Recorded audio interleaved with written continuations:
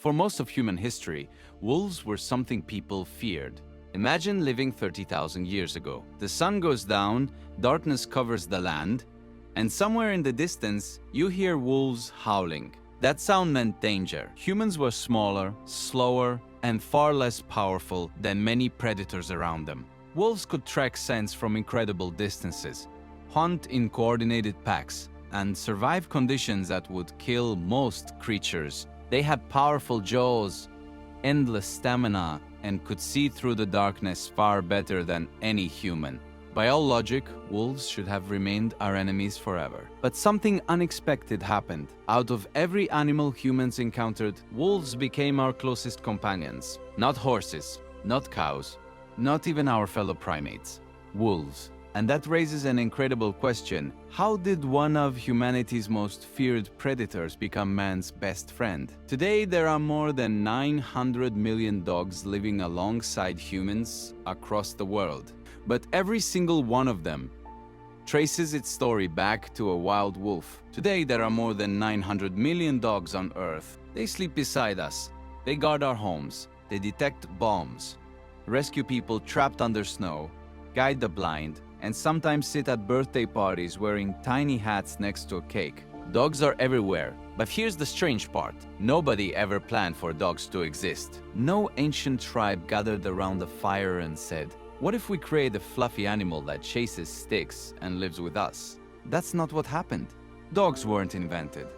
They happened, and according to many scientists, the story is even stranger than most people realize, because wolves may have started changing themselves long before humans understood what was happening. In a way, wolves might have begun domesticating themselves. So how does one of the world's most feared predators slowly transform into humanity's most loyal friend? To answer that question, we need to travel back to a time when humans were still struggling to survive, and when the first wolf took a cautious step toward a human campfire. To understand how this happened, we need to go back to the Ice Age, around 20,000 to 40,000 years ago. Humans lived very differently from today. There were no cities, no farms, no roads. Only small groups of hunter-gatherers, usually 20 to 50 people, constantly moving across vast and unforgiving landscapes in search of food. Survival was a daily battle. Most hunts ended in failure. Harsh winters claimed countless lives. Even a simple injury could become a death sentence. A broken leg, an infected wound, or a few days without food could mean the end. And every night, beyond the glow of the campfire, predators watched from the darkness. Among them were wolves, silent, patient, always observing. For thousands of years, humans and wolves shared the same world, hunted the same prey, and competed for the same resources. Neither trusted the other. But then something interesting happened. Something that would change the future of both species forever. Because humans have always been messy eaters. Even during the hardest times, hunter-gatherers left behind scraps, bones, skin, marrow fragments, and pieces of meat that weren't worth carrying away. To humans, it was waste. But to a hungry wolf, it was an opportunity. Scattered around every human camp were valuable leftovers.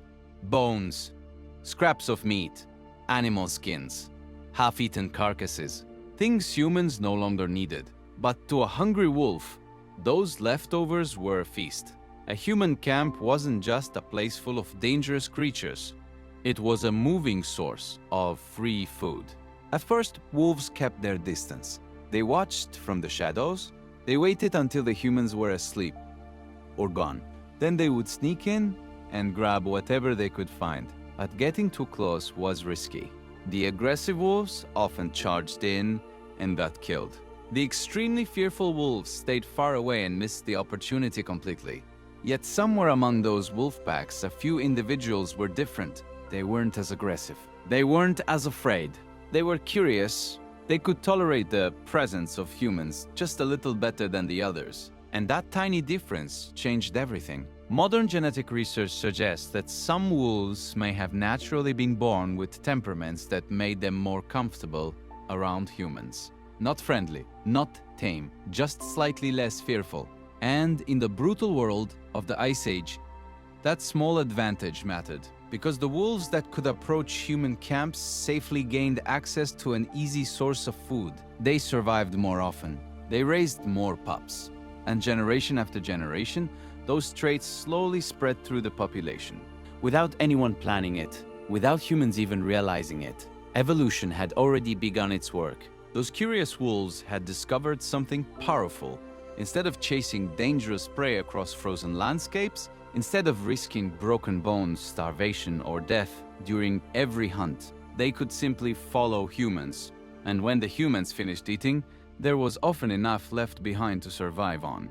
It was easier, it was safer, and most importantly, it worked. The wolves that tolerated humans gained a steady source of food. They survived longer. They raised more offspring, and those offspring inherited many of the same traits. Slowly, generation after generation, evolution began filtering wolves not by strength, but by personality. The calmer wolves stayed near camp. The less fearful wolves found more food. The more adaptable wolves thrived. Meanwhile, the extremely aggressive wolves were more likely to be killed, and the overly timid wolves often missed the opportunity entirely. Over thousands of years, nature kept selecting the same qualities again and again. Calmness, curiosity, tolerance. And something remarkable began to happen. The wolves weren't just changing behaviorally, they were changing physically too. Their bodies, faces, and even their brains slowly started becoming different from those of their wild ancestors. At first, that sounds impossible. How could simply being friendlier change an animal's appearance? But here's the incredible part. Scientists have actually witnessed something very similar happening in real life. In 1959, a Soviet geneticist named Dmitry Belyaev began a fascinating experiment in the frozen wilderness of Siberia. He wanted to answer a simple question: how does domestication actually happen?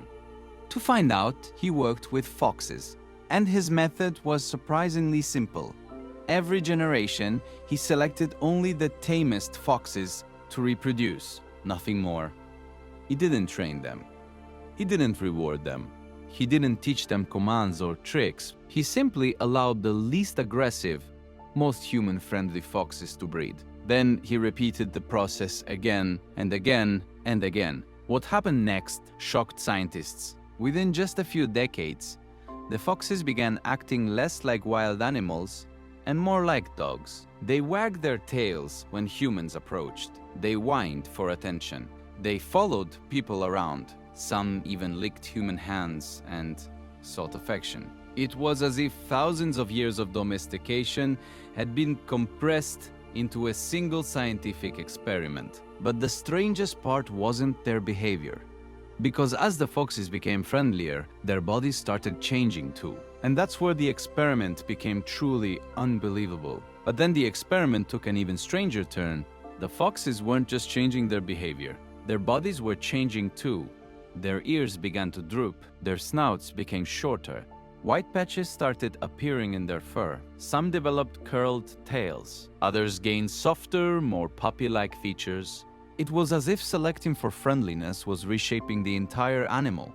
And the most surprising part, this wasn't unique to foxes.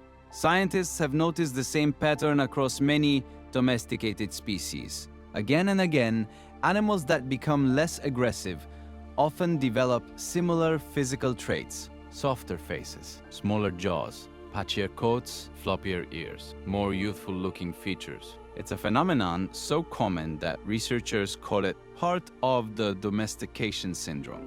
In other words, when animals become friendlier, evolution often changes their appearance as well. And that brings us back to wolves. Because if the same process was happening thousands of years ago, then the first proto-dogs may have started looking different long before humans ever decided to breed them, long before collars, long before kennels, long before anyone thought of them as pets. The transformation may have already been underway. A new kind of wolf was slowly emerging, one that was no longer fully wild. If you enjoyed this video, don't forget to like, leave a comment, and subscribe to the channel. Your support helps me create part 2. Thanks for watching.